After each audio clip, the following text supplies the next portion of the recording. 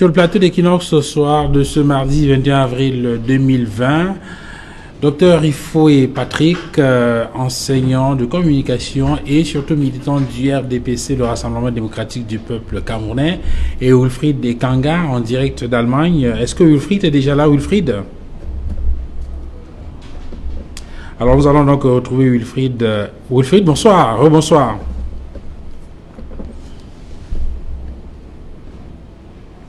Est-ce que Wilfried est déjà en ligne?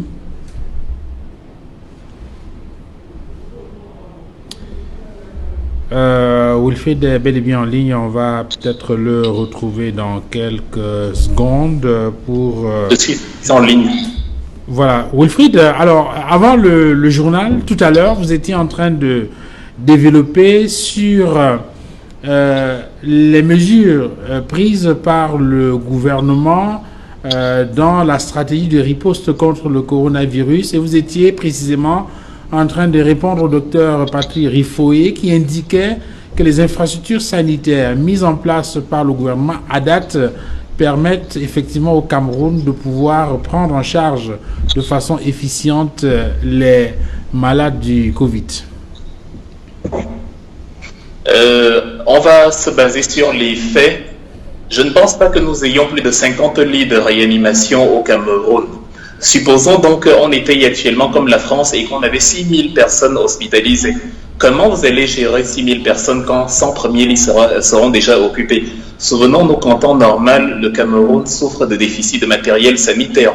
On va vous dire que de grands hôpitaux, même dans nos capitales, n'ont pas de scanner. Le minimum du matériel de soins n'est pas disponible. Ce n'est donc pas en période d'épidémie que cela se fera. Surtout justement parce que les grands pays développés sont en train de souffrir. Le troisième exemple que je prenais pour terminer l'analyse que j'avais faite, c'était de dire les Allemands justement, en tout cas les pays qui aujourd'hui, malgré les nombreux cas, peuvent se dire on arrête le déconfinement parce que de toute façon on ne peut pas passer toute notre vie dans le confinement, le font de un, de manière très progressive, et de deux, même si ils se déconfinaient, ils ont le matériel sanitaire pour au moins limiter les dégâts. Ce n'est pas bien d'habituer les Camerounais à un raisonnement qui consiste à dire « oui, mais même dans les pays développés qui ont pris les mesures, il y a eu beaucoup plus de cas que ça ». On peut inverser la question et on pose « si en Allemagne il y a 4000 morts, en France il y a 20 000 morts ». Qu'est-ce qui serait arrivé si ces pays-là n'avaient pas pris ces mesures? Peut-être qu'il n'y aurait pas 20 000 morts, mais 300 000 morts, mais 1 million de morts. Il ne faut pas seulement regarder de l'autre côté. C'est une analyse partielle et partiale. L'analyse totale permet de dire que des pays qui sont supérieurs à nous du point de vue des moyens ont pris des mesures supérieures à nos mesures, mais ont quand même souffert. Si nous, on ne prend pas au moins la moitié de leurs mesures, qu'est-ce qui arrivera? C'est donc de ça qu'il s'agit, c'est ce que je voulais dire depuis. Donc, quand ils se sont confinés, ce n'était pas parce qu'ils n'aimaient pas leur pays, ce n'était pas parce qu'ils prennent plaisir à être confinés. On a bien vu comment, avec la crise du pétrole et tout, l'activité économique s'est arrêtée, ce qui a justement entraîné la chute du prix du pétrole. Déjà sur ce secteur, le Cameroun, il est annoncé que le Cameroun va perdre environ 90 milliards de francs CFA sur l'exportation de son pétrole brut, puisqu'on produit à peu près 100 000 barils par jour. Ce n'est pas beaucoup, mais ça permet quand même de récupérer quelques fonds, et même ça, c'est déjà un déficit. Si de fil en aiguille sur le plan sanitaire, alors qu'on manque d'argent, on a une polémique financière actuellement, alors qu'on manque d'argent, on perd encore ces quelques fonds, et ainsi de suite. Bref, c'est une réaction en chaîne. Mais les mesures du Cameroun actuellement, cumulées au fait que Paul Biya ne parle pas, ce qui fait que le taux faible des mesures qui sont élaborées ne sont pas appliquées, bon, ça conduit à ce que les Camerounais se disent ce n'est pas si sérieux que ça. C'est pour ça que vous entendez des gens dire non, ça ne va pas nous arriver, non, il ne se passera rien, comme si Covid-19 s'intéressait du fait que nous y croyons ou pas. Quand on ne prend pas les mesures, la sanction peut être irréversible. Voilà, pour terminer sur ce sujet, Dr Foué, il se trouve qu'aujourd'hui, le gouvernement du Cameroun est encore dans la phase de l'étude de l'impact de ce Covid-19, que ce travail soit finalisé et qu'on réfléchisse maintenant sur les mesures d'accompagnement des ménages ou encore des entreprises jugées vulnérables. Tout à fait. Mais avant, je voudrais préciser une chose. Il y a un indice qui est un indice qui est d'ailleurs réalisé par l'université John Hopkins qui classe les systèmes de santé relativement à leur capacité à faire face à une épidémie. C'est l'indice GAS. Et dans cet indice, vous avez les États-Unis qui sont premiers, la Grande-Bretagne est seconde, la France est 11e. Et moi, je constate que les États-Unis, premiers dans cet indice, sont à 40 000 morts aujourd'hui. Je constate que la France, qui est 11e dans cet indice, est à plus de 20 000 morts.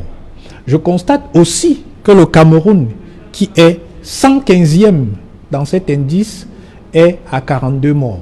Donc, je veux bien qu'on me dise que les mesures drastiques qui ont été prises dans ces pays sont efficaces, mais je constate que les mesures moins drastiques qui ont été prises dans un système de santé moins bien classé produisent de meilleurs résultats. C'est ça l'effet. Donc, on ne peut pas nier le fait que les mesures prises par notre gouvernement produisent un certain nombre de résultats que nous constatons. Oui, mais ce que Wilfried essaye de dire et que d'autres hommes politiques indiquent, c'est que certes, ces mesures, on les applaudit, mais on estime que si on avait fait mieux, on aurait des résultats meilleurs. Peut-être une situation nettement moins encombrante que celle qu'on a. Il est constant que nous avons déjà des résultats meilleurs que ceux des systèmes de santé qui sont réputés meilleurs que les nôtres. Qu'est-ce que vous voulez? On ne peut pas faire, on est en train de faire mieux que la France, on est en train de faire mieux que les États-Unis en ayant choisi une autre voie. Parce qu'il faut toujours le dire, le confinement, c'est une stratégie. D'autres pays ont choisi de ne pas confiner. Mais on a l'impression que pour certains, il fallait absolument qu'on confine parce qu'un certain nombre de pays ont confiné. Tenez, aujourd'hui, un certain nombre de pays européens sont en train d'adopter le port du masque obligatoire. C'est une mesure que le gouvernement camerounais a prise il y a plus d'une semaine. Donc, je pense que cette crise doit nous amener à réfléchir différemment et à ne pas simplement croire que les exemples doivent venir de l'Occident. Maintenant, pour revenir à votre question sur l'impact socio-économique du Covid-19, effectivement, lors de la dernière réunion interministérielle, le président de la République a instruit le gouvernement d'accélérer l'étude d'impact socio-économique pour pouvoir adresser précisément les mesures de soutien qui sont indispensables parce que c'est vrai que nous n'avons pas confiné comme la France et un certain nombre de pays, mais il y a un impact qui est réel sur un certain nombre de secteurs. Il y a des activités aujourd'hui qui ne fonctionnent plus.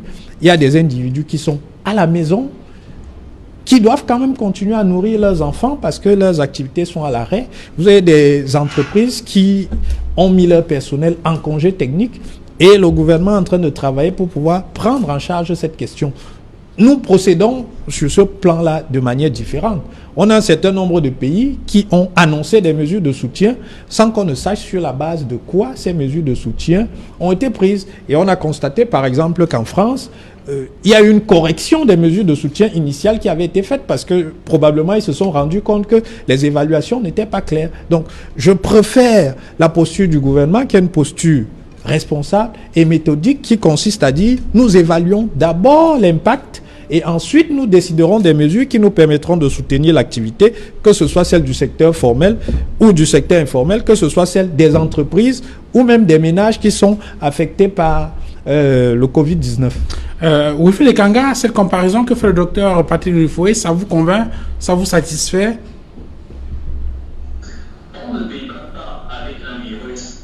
Et le virus ne se comporte pas comme une armée disciplinée qui commence dans les mêmes pays le même jour. Parce que là, vous faites une analyse totalement erronée quand vous dites la France, il y a X nombre de morts par rapport au Cameroun qui a Y nombre de morts. L'épidémie ne commence pas dans tous les pays le même jour. Ça veut dire que le pic du Cameroun peut arriver au mois de juin ou au mois d'août. Les Anglais, ce n'est pas bien de dire, malgré le système de santé américain, français et consorts, ils ont plus de morts que nous. Si on prend ce type d'analyse biaisée, on peut dire, avec le système de santé des Américains et des Français et des Allemands, ils ont une espérance de vie de 82 ans. Avec le système de santé camerounais, ils ont une espérance de vie de 56 ans. C'est plus de 20 ans de moins, presque 25 ans de moins. C'est énorme. Et on ne se vante pas d'être 115e mondial, puisqu'il y a moins de 200 pays reconnus par l'ONU. On ne se vante pas d'être parmi les derniers. Ça peut ne pas être le Covid, ça pourra être autre chose. Nous devons plutôt nous dire, si ces pays-là, qui n'ont pas eu le pic à la même échelle aux États-Unis, ça commence à peine. ils sont à 35 000 morts, mais c'est aussi proportionnellement à leur population, ils sont 300 millions. Et l'épidémie a commencé à peine c'est-à-dire le pic ça a démarré à grande échelle il y a à peine une dizaine de jours, alors qu'en Italie, c'est depuis 2 mois. Alors aujourd'hui, que personne ne dise au Cameroun qu'actuellement, il peut se comparer au bilan des autres. On ne pourra le dire que quand l'épidémie aura totalement disparu à l'échelle mondiale, parce que notre tour va arriver le mois prochain. C'est le même caractère péremptoire, la même quasi-arrogance qui faisait qu'à chaque fois qu'il y avait des massacres comme partout ailleurs, on disait non, c'est impossible, ça ne peut pas. Et une fois, une semaine, 2 semaines, 1 mois plus tard, on se retrouve devant le fait accompli, comme devant le Kangaroo. On se retrouve, à l'époque, on avait 4, 5 morts, etc. On disait, bon, le Covid-19 ne touche pas les Noirs de toute façon. Maintenant, on est à 1000 cas, une trentaine de morts, et on dit, bon, ça va, ce n'est que 29 morts. Un jour, on sera à 50 000 cas, on dira, bon, ce n'est que 50 000 cas, c'est encore en deçà des États-Unis. Il vaut mieux, comme vous avez dit au début, présager le pire et s'atteler au meilleur. Si nous atteignons déjà 100 cas en réanimation, nous avons la garantie d'avoir 50 morts, parce qu'on n'a pas 50 lits de réanimation. Alors ne courons pas le risque d'atteindre seulement 3 000 ou 4 000 cas, ce serait déjà pour nous, comme l'hécatombe européenne. Alors je veux bien les mesures que le gouvernement est en train de prendre, mettant la pression en insistant sur le caractère pratique et pragmatique de ces mesures, au-delà des chiffres annoncés, c'est en insistant sur le caractère pratique et l'application par les citoyens de ces mesures que nous pouvons justement, en tout cas, se dire à la fin, si l'épidémie arrivait, que de toute façon, on avait tout essayé. Et l'épidémie est arrivée malgré tout ce qu'on avait fait. Mais actuellement, le gouvernement se livre lui-même à la critique d'entendre dans quelques mois ou dans quelques semaines, on vous avait dit de faire telle ou telle chose, on vous avait dit de confiner Yaoundé et Douala, on vous avait dit de mettre sur pied un parapluie financier qui allait permettre au maximum de gens possibles de ne pas avoir à sortir chez eux tous les jours pour aller travailler parce que vous allez diminuer leur facture, etc. On vous avait dit de le faire, vous ne l'avez pas fait. Donc c'est plutôt un conseil que je donne au gouvernement. C'est mieux que moi, je donne un conseil qui dérange peut-être, plutôt que de voir dans quelques semaines que c'est Covid-19 qui vient donner un conseil qui met en danger notre vie elle-même. Voilà, Wilfried, vous aurez la possibilité de conclure tout à l'heure en quelques secondes, notamment sur l'affaire de Garbu. Je voudrais qu'on sorte par là, Dr Patrick Rifoué. On a écouté les différents éléments qui ont été proposés dans le journal tout à l'heure, que ce soit les éléments de Guy Zogwa Yaoundé ou encore ceux de Jean-Paul Chouniat, qui est revenu sur l'historique de ce massacre de Garbu. Est-ce qu'il n'y a pas des leçons à tirer au sein de l'armée sur la maîtrise des troupes? Parce que lorsqu'on parcourt le rapport, on a bien le sentiment qu'il y a eu un problème qui s'est posé au niveau des règles d'engagement.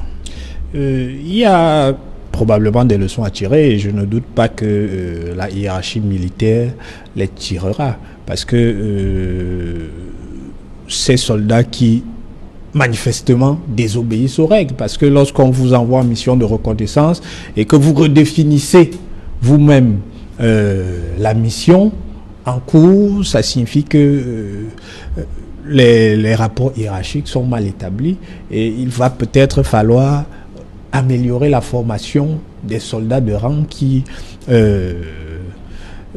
se permettre ce type de liberté qui ne sont pas acceptables parce que ça a tendance à ternir l'image de toute l'armée et un certain nombre d'organisations en profitent pour stigmatiser toute l'armée alors que ce sont des actes qui sont des actes isolés de quelques éléments égarés.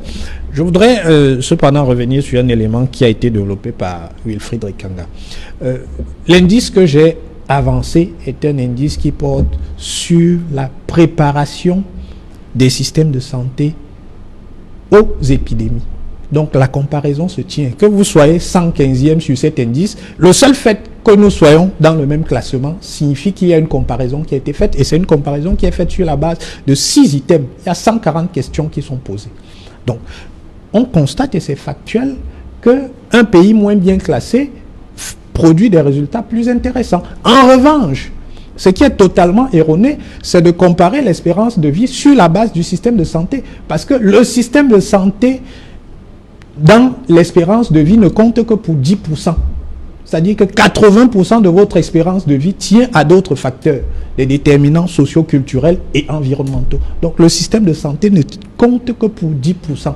Donc, l'espérance de vie des Américains n'a pas qu'à voir avec l'excellence de leur système de santé, encore que l'accès à ce système de santé est différent de l'accès au système de santé auquel lui il réfère, c'est-à-dire le système de santé allemand ou français. Parce que aux États-Unis, le jour où vous cessez de travailler, vous perdez votre assurance maladie, vous ne pouvez plus vous soigner, vous n'existez plus. Donc, il y a beaucoup d'individus là-bas et c'est pour ça que Barack Obama avait dû mettre l'Obamacare qui a été combattu et qui a partiellement été détricoté par Donald Trump.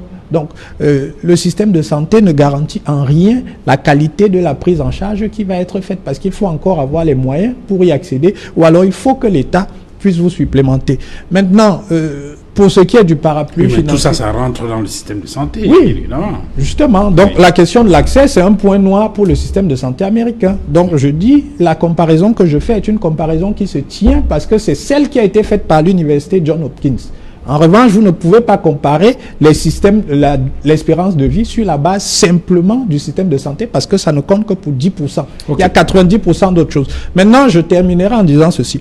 La question du parapluie financier, le gouvernement a choisi une méthode qui consiste à dire on évalue d'abord, ensuite on va prendre des mesures après. Je pense que c'est une méthode qui est plus responsable que de faire des effets d'annonce en disant ok, il y a 2000 milliards, il y a 3000 milliards. Et pour revenir par la suite. Voilà, et pour revenir par la suite, modifier parce qu'on n'a pas exactement su comment toucher, quels sont les secteurs qui sont impactés, quelle est la dimension de cet impact et quelles sont les mesures adéquates. Le gouvernement a dit, nous, on va d'abord évaluer et quand on aura évalué, je pense que c'est en train d'être fait, d'ici la fin du mois, nous saurons quelles sont les mesures de soutien qu'il faut apporter parce que contrairement à d'autres économies, nous on n'a pas de stabilisateur économique. Donc la vendeuse de poissons qui est à Douala, qui se trouve actuellement au quartier, elle n'a pas de revenus. Il va falloir que l'État fasse quelque chose pour elle parce que ça fait 1 mois qu'elle ne sort pas. Elle doit quand même continuer à nourrir ses enfants. Alors, Wilfred Ekanga, bon, j'imagine que vous allez peut-être dire rapidement quelque chose là-dessus, mais je voulais davantage avoir votre avis sur cette actualité en rapport avec le rapport d'enquête qui est bien évidemment rendu public par la présidence de la République. Il faut se rappeler que sur ce sujet, Equinox Télévision avait été prise à partie. On se souvient encore des sorties du ministre de l'administration territoriale, au point où le président directeur général d'Equinox Télévision est monté aux antennes d'Equinox justement pour rappeler un certain nombre d'éléments, parce que la sortie du ministre avait laissé croire qu'il y avait une sorte d'antipatriotisme qui était développé par cette chaîne-là. Il faut peut-être s'attendre, Wilfred Ekanga, à ce que le MINAT adresse ses excuses à ces médias qui, à l'époque, avaient été traités d'antipatriotiques.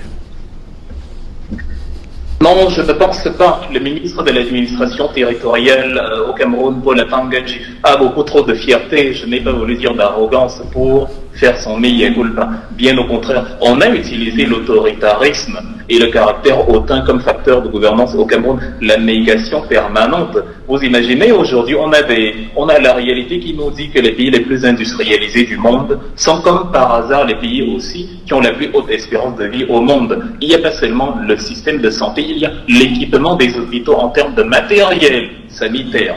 Et ce sont les hôpitaux mieux équipés, les pays où les hôpitaux sont mieux équipés en matériel sanitaire qui connaissent la meilleure espérance de vie. Et voilà, même s'il y a d'autres facteurs à côté, en tout cas ce n'est pas un hasard que ce soit comme ça. Et si après quelqu'un dit que le système des États-Unis n'est pas si bon que ça, et qu'après il dit que bon, il y a énormément de morts aux États-Unis, on peut donc établir la corrélation en disant c'est peut-être parce que leur système de santé n'est donc pas très bon qu'ils ont autant de morts et que peut-être le Cameroun aura aussi cette échéance. Ce n'est pas ce que nous souhaitons, mais je dis et je rappelle, il vaut mieux que ce soit moi qui dise, et non qu'après le virus nous montre la réalité de la vacuité de notre façon de gouverner. Actuellement, on a évoqué le caractère, la faiblesse de l'économie qui fait qu'à cause de l'informel, les gens ne peuvent pas, on ne peut pas confiner comme en Europe, on ne peut pas établir justement l'organisation d'un parapluie financier pour traiter tout le monde. Or, il y a quelques mois, il y a quelques semaines, si on avait critiqué l'économie informelle au Cameroun, les gens nous auraient dit non, pourquoi vous critiquez, le gouvernement fait tout son possible. D'ailleurs, c'est pas vrai, l'économie camerounaise est dynamique, il y a un mot qu'on adore utiliser, la résilience. Mais après, il y a un virus qui nous montre que non, les 80% de notre tissu économique sont totalement informels. C'est ce qu'on appelle la débrouillardise.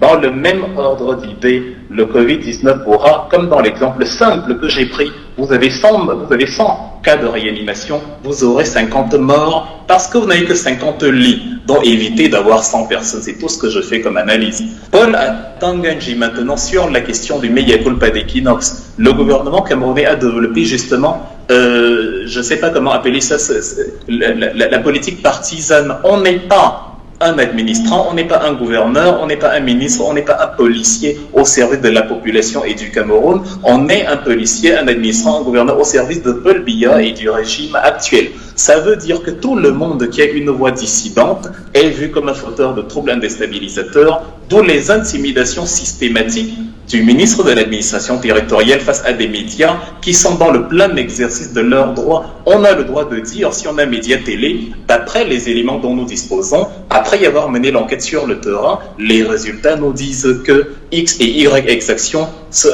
ont une grande probabilité d'avoir été commis par des éléments de l'armée camerounaise. On n'a pas à se faire intimider pour ça, c'est une confrontation d'analyse. Donc la meilleure chose qui pourrait se passer, c'est que le ministre adresse justement son mea culpa aux médias, à ceux qui ont fait un travail de fond, un vrai travail de recherche, parce que lui-même n'est pas dans ce même gouvernement l'un des acteurs qui brille le plus par son caractère, par son capital confiance. Donc il faut savoir faire preuve de répartie sur la question, et il faut que l'administration camerounaise arrête d'utiliser l'intimidation, l'arrogance et la violence comme un facteur de gouvernance. C'est ce qui met un pays à genoux. Merci Wilfred Ekanga pour cette analyse dans le cadre de cette émission de Equinox ce soir. Infiniment merci d'avoir été avec nous ce soir. Merci à vous. Merci également à vous, Dr Patrick Rifoué, d'avoir échangé avec nous sur le plateau d'Equinox ce soir. C'est moi. Merci à vous, madame, messieurs, d'avoir regardé cette autre livraison d'Equinox ce soir. Excellente soirée à tous et à demain 19h.